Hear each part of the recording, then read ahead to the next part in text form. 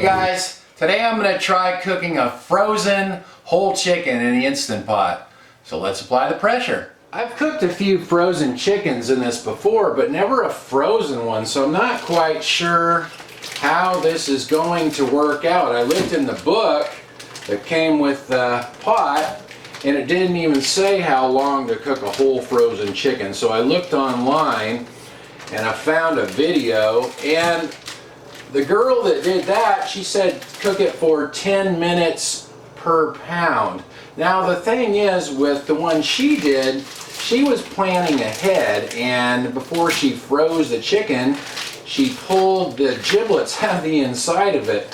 Where this one here, I just pulled it right out of the freezer just now, and so it's still frozen, and my giblets are still inside it. So I'm just gonna try cooking it that way and see what happens. Having trouble getting this paper off here.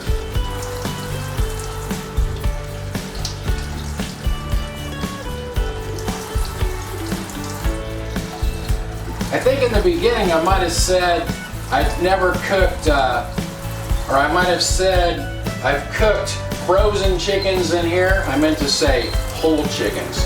I've cooked whole chickens, just never a frozen whole chicken. Looks like the hardest part's getting the darn paper off of there. Okay, there we go, finally. Let's get into the pot.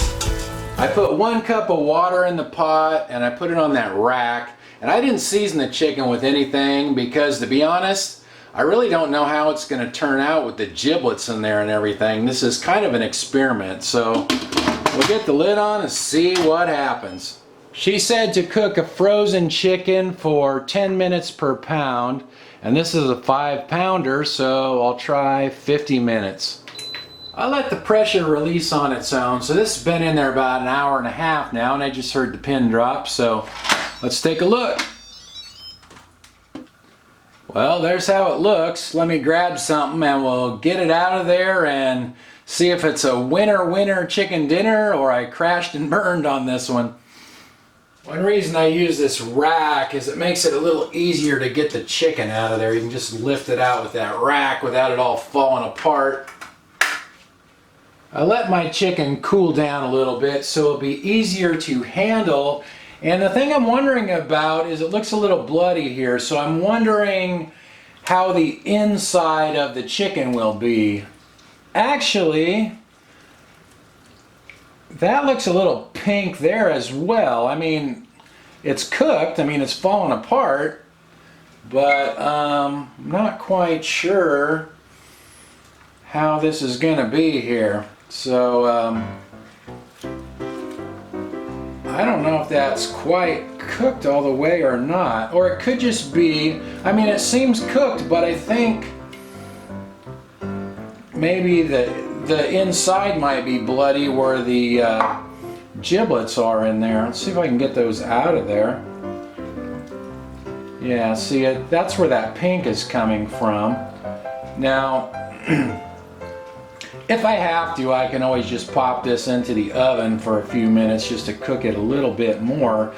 That looks a little bit bloody where those giblets are on the inside.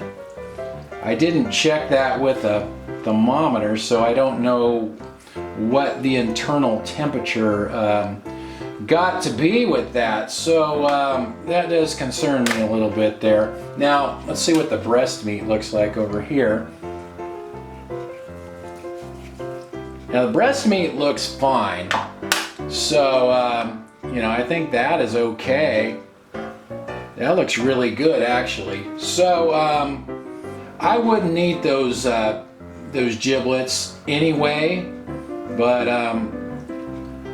I think the chicken meat is pretty well cooked, but it does look a little bloody there. So I think what I might do is, after I pick all the meat off the carcass, maybe just pop it into the oven or just a few minutes just to make sure it's all the way cooked through. So yeah, I don't know.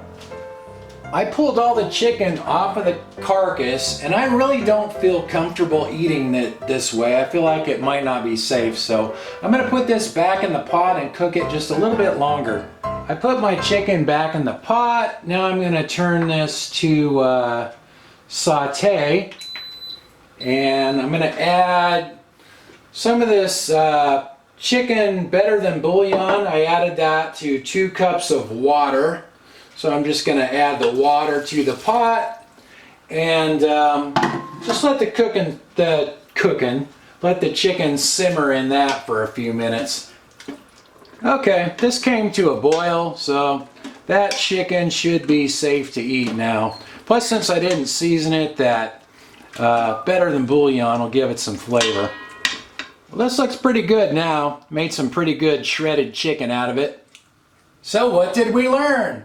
Well, 10 minutes per pound is not long enough to cook a frozen chicken if the giblets are inside it. It was actually in the pot for about an hour and a half by the time it preheated and the pressure released on its own, but in the end it worked out when I just pulled the meat and put it back in the pot like that. So if you wanted to make shredded chicken or something like I did, that works fine, but if you want the whole chicken, you probably need to cook it a bit longer. I'm not sure quite how much longer, but definitely needs to be cooked longer with the giblets inside. Thanks for watching, you guys, and I'll talk to you next time.